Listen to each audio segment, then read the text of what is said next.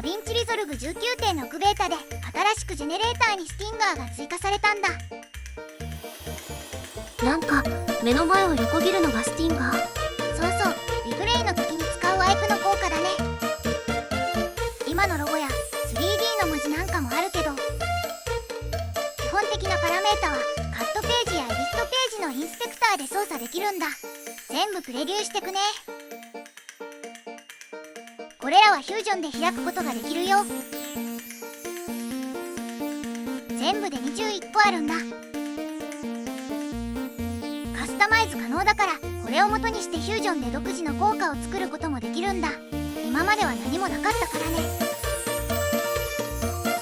フュージョンがよくわからない人は短いモーショングラフィックから始めてみるといいよ。こんなのとか。こんなのとか。こんなのとか。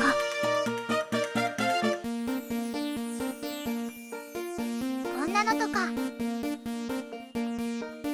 ただこのままリプレイのオートスティンガーには登録できないみたいだよ。一度キー付きでレンダリングしたものを登録するみたい。あと重くて再生できないときはレンダーキャッシュを使ったり、動きが決まったらレンダリングして置き換えなんかを使うといい。